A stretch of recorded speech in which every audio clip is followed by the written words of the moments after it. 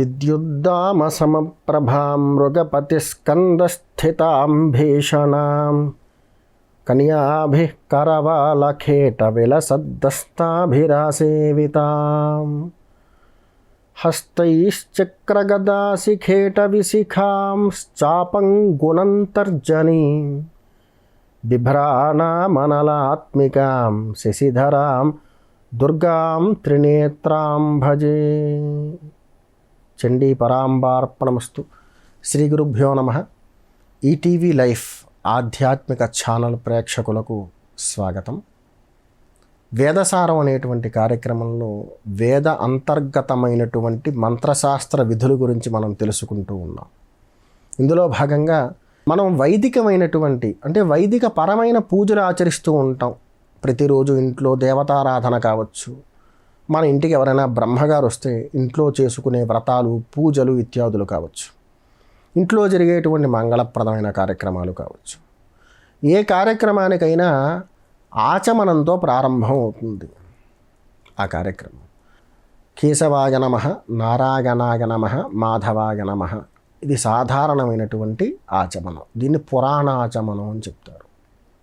ఇక తత్వాచమనం, ఏ మంత్రానికి సంబంధించినటువంటి సాధన కొరకు మనం ఈ కార్యక్రమానికి ఉపక్రమించామో లేదా ఈ జపానికి ఉపక్రమించామో ఆ మంత్రానికి సంబంధించినటువంటి తత్వంతో ఆచమనం చేసేటువంటి లక్షణం, దీన్ని తత్వాచమనం అంటారు.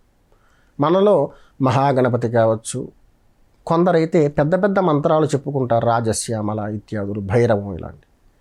వీరు కూడా ఆచమనం చేసినప్పుడు కేశవాయ నమః, నారాయణాయ నమః, మాధవాయ నమః అనే చేస్తారు.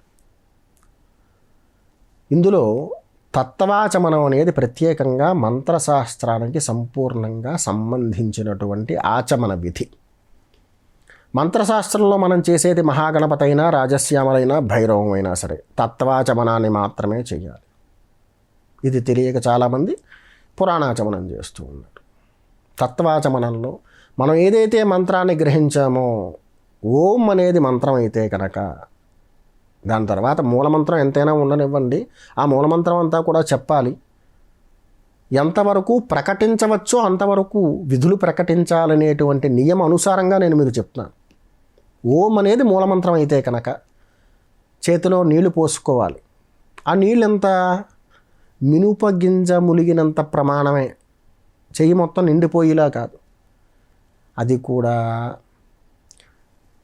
కొద్దిపాటి నీటిని మనం ఆచమనం చేయడానికి వినియోగిస్తాం కదా, ఈ వినియోగించేదానికి ఈ ముద్రను ప్రదర్శించాలి. ఇందులో మినుప గింజ ములిగినంత ప్రమాణంలో నీటిని పోసుకుని మూలమంత్రాన్ని చెప్పిన తర్వాత ఆత్మతత్వం శోధగామి జుహోమి స్వాహ గ్రహించాలి. ఒకసారి గ్రహించిన తర్వాత మనం గ్రహించినటువంటి ఆ ద్రవం ఆచమన నీరు ఏదైతే ఉందో అది హృదిస్థానాన్ని దాటే పర్యంతం, అంటే కొద్దిసేపు ఆగేదాకా కూడా మరలా రెండోసారి ఆచమనం చేయకూడదు. త్వరితంగా ఇలా వెనువెంటనే చేయకూడదు. ఆచమనం అనేది ఒకసారి గ్రహించిన తర్వాత కొంతసేపు ఆగాక ఆ తరువాత మరలా రెండోసారి ఆచమనం చెయ్యాలి.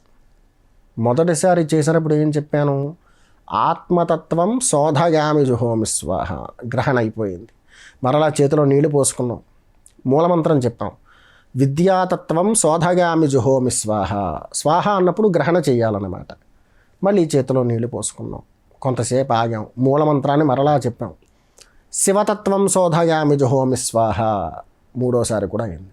ఇంతవరకు 3 సార్లు గ్రహించడం అనేది అందరికీ తెలుసు. కానీ తత్వాచమనం 4 సార్లు గ్రహించాలి.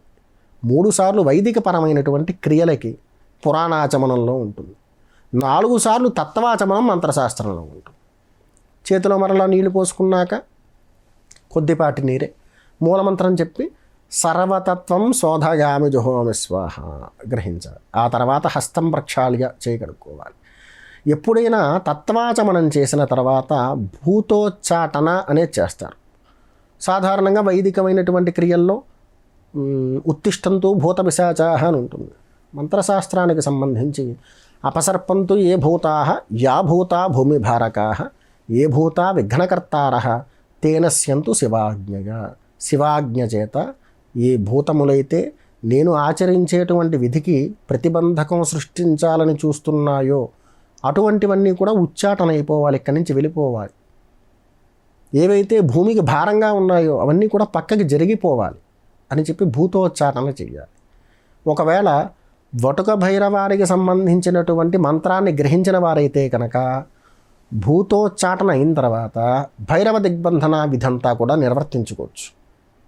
లేకపోతే కనుక కేవలం అపసర్పంతు ఏ భూతా యా భూత భూమిభారకా ఏ భూత విఘ్నకర్తార తేనస్యంతు శివాజ్ఞగా. భైరవుడికి ఒక శ్లోకం చెప్పచ్చు, దీనికి మూలమంత్రంతో సంబంధం లేదు.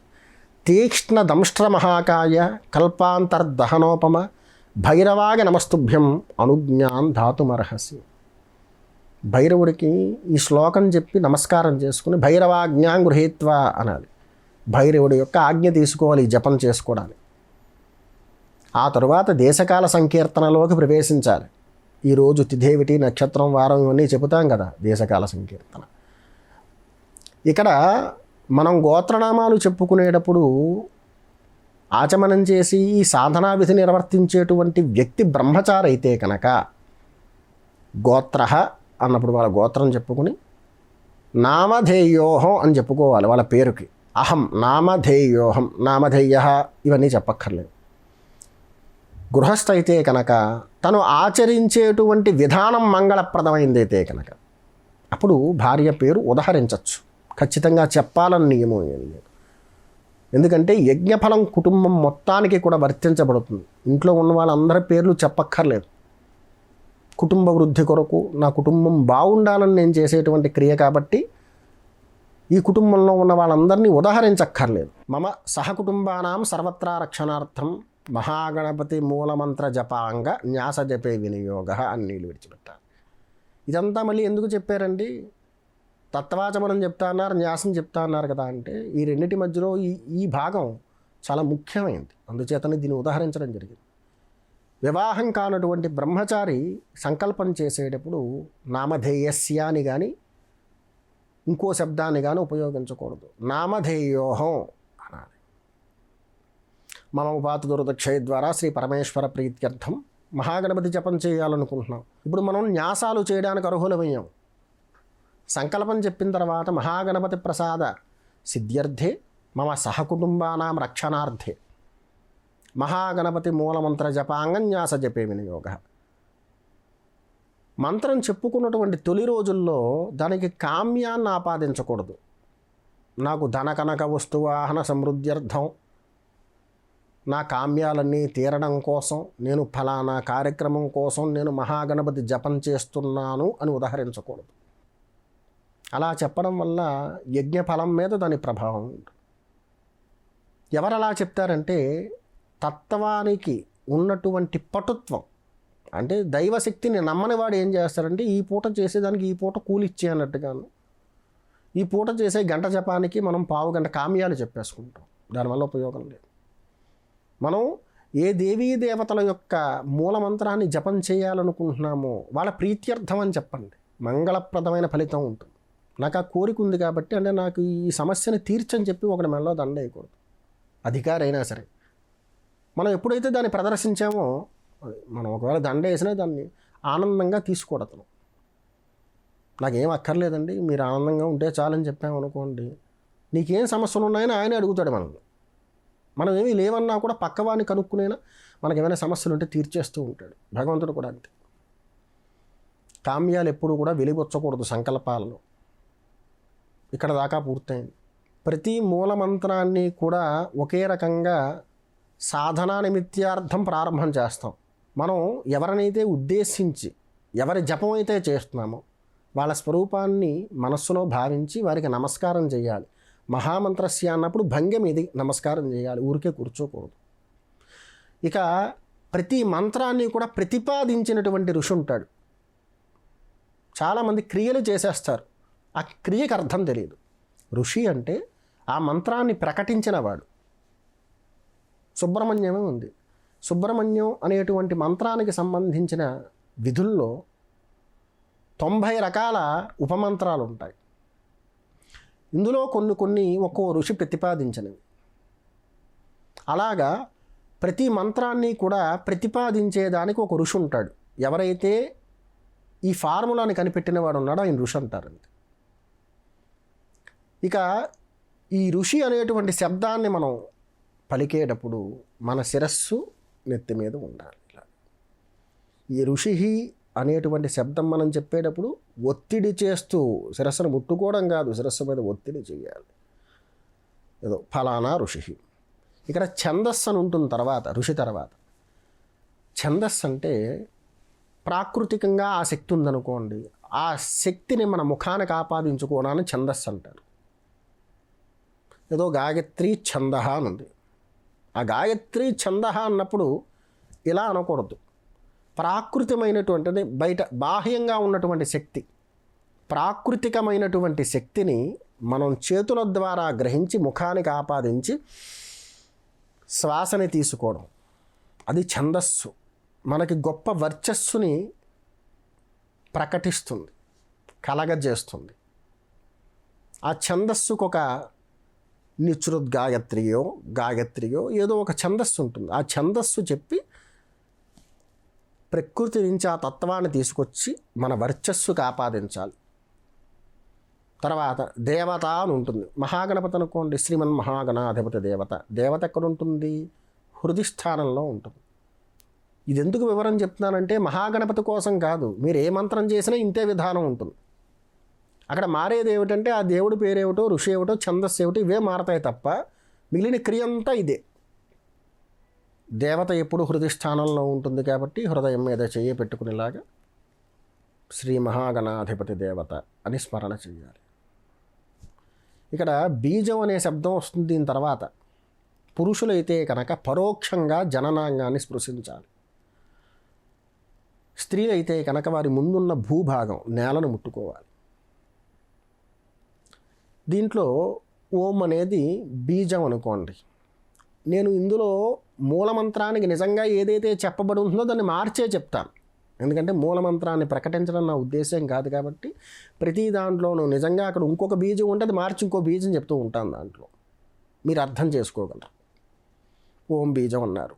బీజం అంటే పురుషులైతే కనుక ముందు ఎడమ చెయ్య పైన కుడి చేతితో జననాంగాన్ని పరోక్షంగా స్పృశించి హస్తం ప్రక్షాళియ, చేతిలో ఆచమనం చేసిన నీళ్లు పోసుకుని చేయి శుభ్రం చేసుకోవాలి. స్త్రీలైతే వారి ముందున్న భూభాగాన్ని ముట్టుకోవాలి.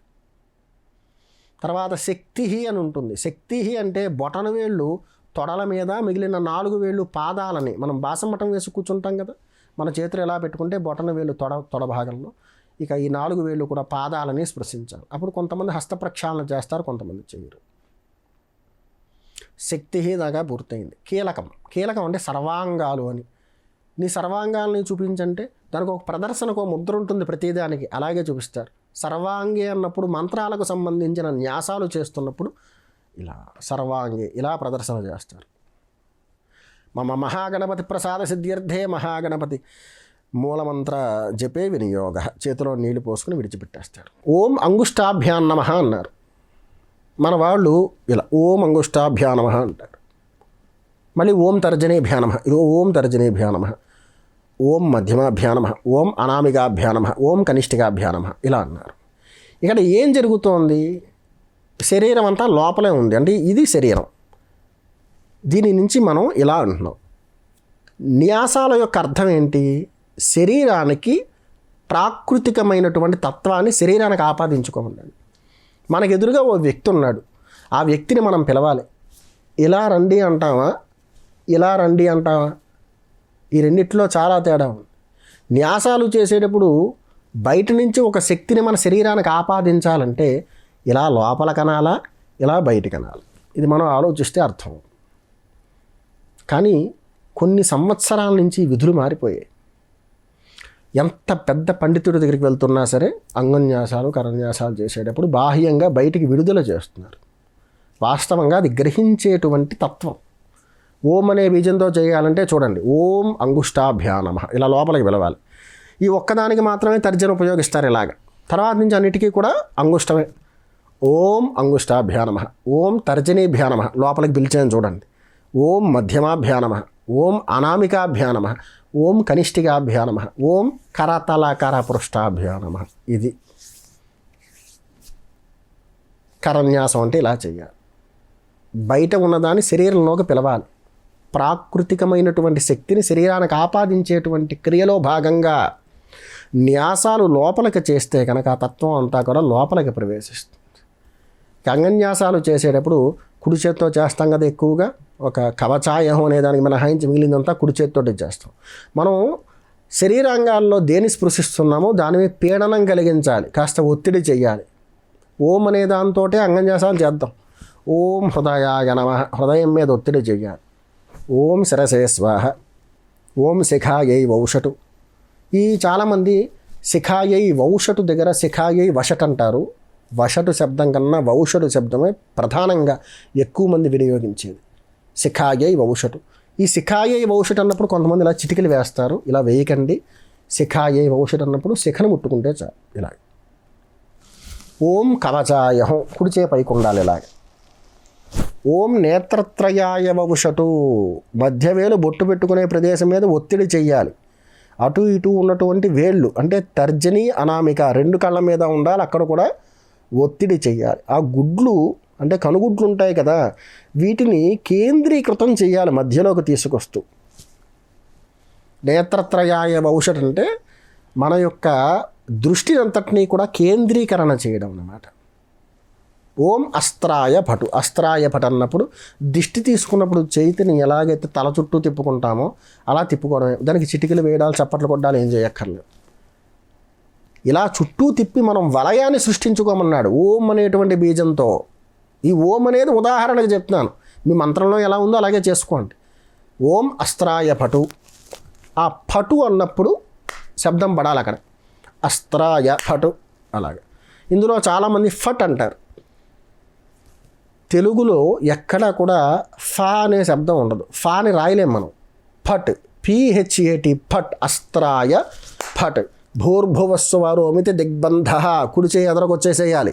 ఆ ఎడమ చేతిని ఎంత తీవ్రంగా గుంజాలంటే ఎడమ చేయి ఎదరకెళ్ళిపోతుందేమో అన్నట్టు ఎడమ చేయి కుడి చేతిని వెనక్కి గుంజుతూ ఉండాలి. ఇక్కడ ఒక పీడనం జరగాలి, ఇక్కడ చిన్న యుద్ధం అవుతుందన్నమాట ఈ వేలికి ఈ వేలికి.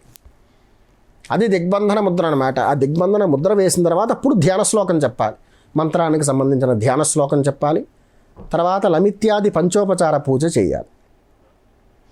లమిత్యాది పంచోపచార పూజ అయిన తర్వాత గురు ధ్యానం చేసి మూలమంత్రాన్ని జపం చేసేదానికి మనం ఉపక్రమించాలి. లమిత్యాది పంచోపచార పూజ చాలామందికి తెలుసు. ఒకవేళ మనం పూజించుకునేటువంటి ప్రదేశంలో మనకి మనం ఆరాధన చేస్తున్నటువంటి దేవతామూర్తికి సంబంధించిన విగ్రహాలు లేకపోవచ్చు, పటాలు లేకపోవచ్చు. అప్పుడు మనం దీపారాధన వెలిగించుకుని దీపస్వరూపంగానే మనం అక్కడ ఆచరించేటువంటి విధులన్నీ చేస్తూ ఉంటాం కదా. అందులో భాగంగా లమిత్యాది పంచోపచార పూజ కూడా అదే దీపానికి చేయమన్నాడు. ఇప్పుడు నేను మహాగణపతి జపం చేస్తున్నాను, నా దగ్గర గణపతి విగ్రహం లేదు, ఫోటో అవి ఏం లేవు. ఇక ఆయన్ని నేను తలుచుకోవాలి, ఆయన నాకు కనిపించాలి, నేను ఆయనకు పూజ చేయాలి ప్రత్యక్షంగా. అలాంటి సందర్భంలో లం పృథ్వీతత్వాత్మనే దీపస్వరూప మహాగణపతయే నమః గంధం సమర్పయామి. ఇక్కడ సమర్పయామి అనే పదం మీ దగ్గర ఆ వనరుండి సమర్పించడానికి ఆమోదయోగ్యమైనటువంటి స్థితి ఉంటేనే సమర్పయామి, లేకపోతే కల్పయామి. గంధం సమర్పయామి, మీ దగ్గర గంధం ఉంటేనే గంధం సమర్పయామి అనండి. గంధం లేదు, 2 అక్షతలు వేసి గంధం కల్పయామి అనండి. ఉన్నప్పుడు మాత్రం సమర్పయామి అనే శబ్దాన్ని ఉపయోగించాలి. హం ఆకాశతత్వాత్మనే దీపస్వరూప మహాగణపతగే నమః పుష్పం సమర్పయామి. నా దగ్గర పుష్పం ఉంది ఇప్పుడు పెట్టడానికి, అందుచేత పుష్పాన్ని తీసుకెళ్ళి అక్కడ పెట్టి హం ఆకాశతత్వాత్మనే దీపస్వరూప మహాగణాధిపతగే నమః పుష్పం సమర్పయామి అని అక్కడ పెట్టి. దీని తర్వాత యం వాయుతత్వం, ధూపం అంటే ఒక అగరపుల్ల వెలిగించుకుని ఆ అగరపుల్లను దగ్గరగా చూపించడమే. యం వాగుతత్వాత్మనే దీపస్వరూప మహాగణాధిపతగే నమః ధూపమాఘ్రాపయామి. మన దగ్గర ధూపం ఉందా, ఆఘ్రాపయామి, లేదా ధూపం సమర్పయామి, లేదు ధూపం కల్పయామి. 2 అక్షతలు వేయండి. రం వహ్నితత్వాత్మనే దీపస్వరూప మహాగణాధిపతగే నమః దీప నమస్కారం సమర్పయామి. మన ముందే దీపం వెలుగుతోంది కదా, దీపానికి నమస్కారం చేయండి. వం అమృతతత్వాత్మనే. ఇక దీపస్వరూపంగా మనం ఆరాధన చేసేటప్పుడు మనం ఎవరినైనా స్వాగతించాం, వాళ్ళు ఏం తింటారో వాళ్ళకి అది పెట్టాలి తప్ప మనమేం తింటామో వాళ్ళకి అది పెట్టకూడదు. నాకు ఇష్టమైన ప్రతిదీ వాళ్ళకి ఇష్టం అవ్వాలని లేదు కదా. నేను అన్న పదార్థాలు తింటాను. మా ఇంటికి ఆవును స్వాగతించాను, గోమాత వచ్చి, నేను ఈ అన్న పదార్థాలన్నీ పట్టుకెళ్ళి ఆవుకు పెట్టకూడదు. ఆవుకు అనారోగ్యం. ఆవుకు ఏది ఇష్టమో అది పెట్టాలి. నేను దాన్ని సిద్ధపరిచి దాన్ని పిలుస్తున్నాను కాబట్టి. దీపానికి నైవేద్యం పెట్టాలి. ఏం పెట్టాలి? దీపం అరటిపండు తింటుందా, తేనె తాగుతుందా, అది కొబ్బరికాయ కొబ్బరికాయ పెడితే కొబ్బరికాయ తింటుందా? ఇవేం దానికి వినియోగం కావు. ఏది వినియోగించబడడానికి ఆమోదయోగ్యమైన ద్రవ్యం ఉంటుందో దానిని నివేదన చెయ్యాలి. ఆ దీపాన్ని తైలంతో వెలిగించాం, తైలం నైవేద్యం పెట్టేయడమే. అంటే ఇంకో పాత్రలోకి తీసుకుని, లేదా ఆజ్యం నేతితో వెలిగించాం, ఇంకో చిన్న పాత్రలోకి నెయ్యి తీసుకుని ఆ నేతిని నైవేద్యం పెట్టడమే. వం అమృత తత్వాత్మనే దీపస్వరూప మహాగణాధిపతగే నమః ఆజ్య నైవేద్యం సమర్పగామి. నీళ్లు చల్లి 5 సార్లు ప్రాణాయ స్వాహ, లేదా ప్రాణాయాత్మనే నమః, అపానాయాత్మనే నమః, వ్యానాయాత్మనే నమః, ఉదానాయాత్మనే నమః, సమానాయాత్మనే నమః. స్వాహాకారం యజ్ఞోపవీతం ఉన్నవాళ్ళు చెప్పేది, నమః యజ్ఞోపవీతం లేనివాడు చెప్పేది. ఇది ఒకటే గ్రహించండి. 5 సార్లు అయింది, మనం సమర్పణ చేసేసాం. సర్వతత్వాత్మనే దీపస్వరూప మహాగణాధిపతగే నమః సర్వోపచారార్థం అక్షతాన్ సమర్పగామి. అన్ని ఉపచారాలు చేసినట్టుగా భావించవయ్యా అని చెప్పేసి 2 అక్షతలు వేయాలి. దీపానికి నమస్కారం చేసుకుని గురుధ్యానం, గురు బ్రహ్మ గురుర్విష్ణు గురుదేవో మహేశ్వర గురు సాక్షాత్ పరబ్రహ్మ తస్మై శ్రీ మమ గురవే నమః. ఇక్కడి నుంచి మూలమంత్ర జపానికి ఉపక్రమించాలి. మంత్రజపం ఏ విధంగా చేయాలి, మాలా నియమం ఏంటి, ఇవి నేను వచ్చే కార్యక్రమంలో తెలియజేస్తాను. రెండో విషయం ఏంటంటే, బ్రహ్మచారి గోత్రనామాదులు చెప్పుకున్నప్పుడు నామధేయోహం అని చెప్పాను. ఈ సహకుటుంబానాం రక్షణార్థం ఇవన్నీ ఉంటాయి కదా, ఇవి వైదికపరమైనటువంటి కార్యక్రమాలలో వినియోగించడానికి సంకల్పాలు. ఓ గృహస్థో బ్రహ్మచారో ఎవరో కూర్చున్నారు అక్కడ, వాళ్ళు వైదికపరమైన సత్యనారాయణ వ్రతం చేసుకుంటున్నారు. వాళ్ళు ఇవన్నీ చెప్పుకోవచ్చు. ధర్మార్థ కామ మోక్ష చతుర్విధ ఫలపురుషార్థ సిద్ధ్యర్థం సర్వత్రా రక్షణార్థం సహకుటుంబానాం రక్షణార్థం, ఇవన్నీ సంకల్పాల్లో వస్తాయి. కానీ మంత్రశాస్త్రంలో ఇవన్నీ వర్జ్యం. దేవతా ప్రసాద సిద్ధ్యర్థం లేదా దేవతా ప్రీత్యర్థం అనే చెప్పాలి. నేను చెబుతున్న వివరం మీకు అర్థమవుతోందని ఆశిస్తూ ఉన్నాను. మరుసటి కార్యక్రమంలో చెప్పాను కదా, జపానికి సంబంధించిన సాంగోపాంగ విధులన్నీ కూడా తెలియజేస్తాను. సర్వే జనా సుఖినో భవంతు.